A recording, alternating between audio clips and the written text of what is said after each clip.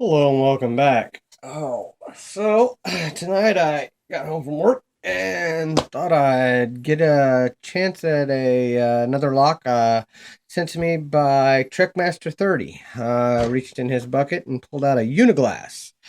One thing in my focus to focus on. You can read that. It's kind of hard to read, but anyway, yeah, there we go. Now you can read it. But at any rate, it's a Schlage keyway. With a Schlage key on it. Um, it is mummied. And I thought I'd put it in a vise and see what we got here. He sent me a whole bunch of challenge locks, so I've got a bunch of them to get through here, and so I'll just keep going one at a time. Let's see. Schlage, I should be able to use my 50 thousandths, and I can. And I'm going to use my gem, that Bronx Lock Picker 60. I like this pick. Just the right shape, and it gives really good feedback. Let's zoom in for you, and that way you can see any kind of movement I get on it. I'm assuming there's going to be movement because this is another Trekmaster30 lock. He's been putting out some pretty good locks here, so I go very light tension and start in the back. Search for a binder. Feel like 5. Okay, give me a click.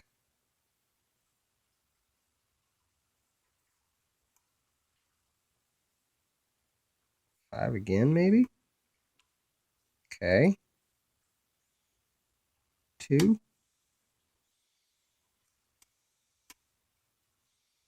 Let's see here.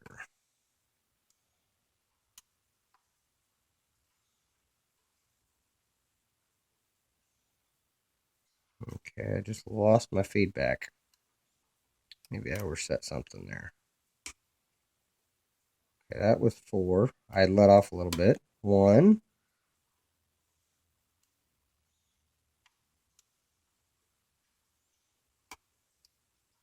4.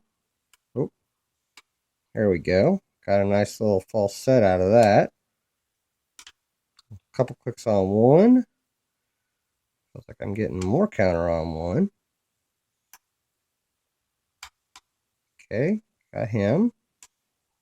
Maybe I didn't get him. Got even more clicks on 1. Wow.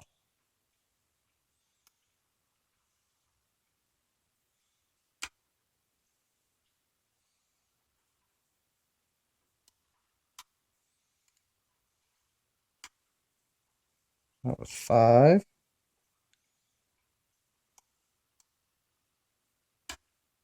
3 and I overset. 4. 4 on 4. 2. 5. Deep false set. Really deep false set here. Getting counter on 2.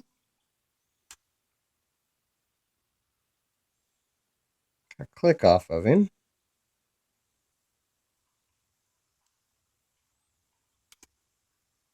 A really deep false set. I'm wondering if it's a T-pin or one of those.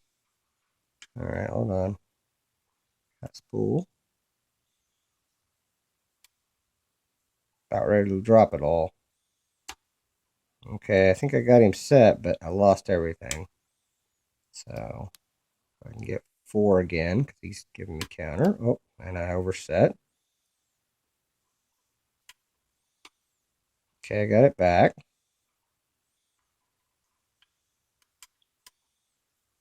I think I just restarted completely.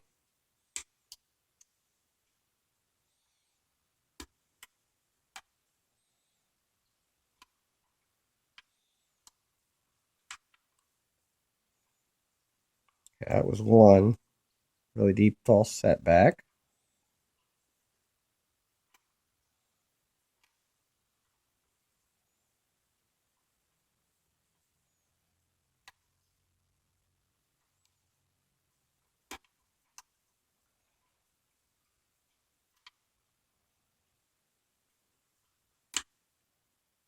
4.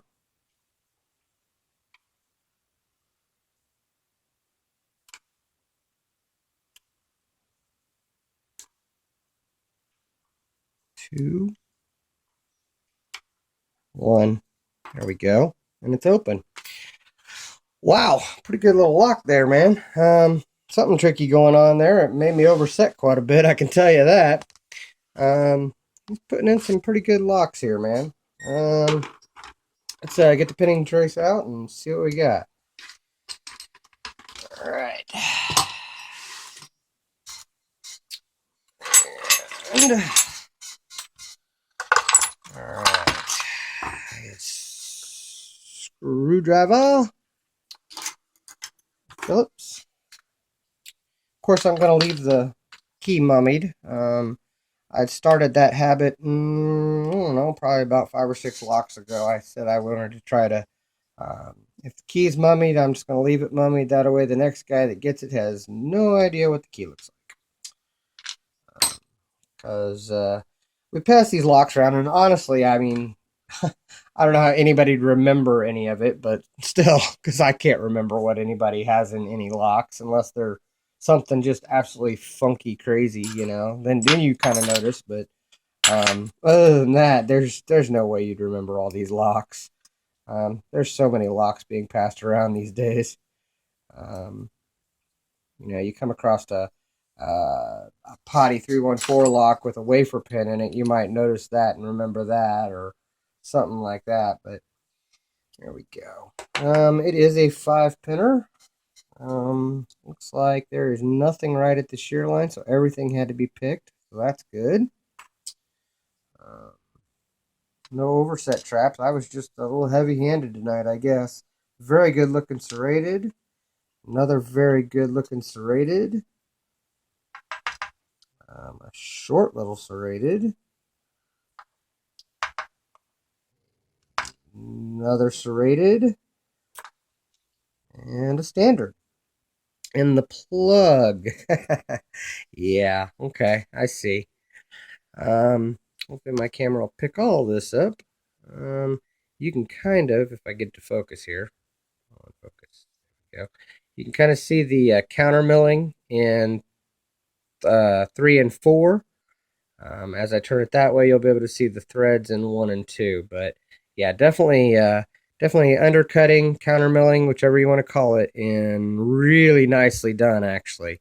That is awesome. That's some deep undercutting, too. Really good job on that core, man. And then 5 was smooth. But yeah, no, definitely good looking modifications there. So that undercutting is what causes those really deep false sets. I'm assuming we've got spools in those probably. But we're going to find out. Let's see what Trekmaster30 put in here. We got a serrated, nicely serrated pin in 1.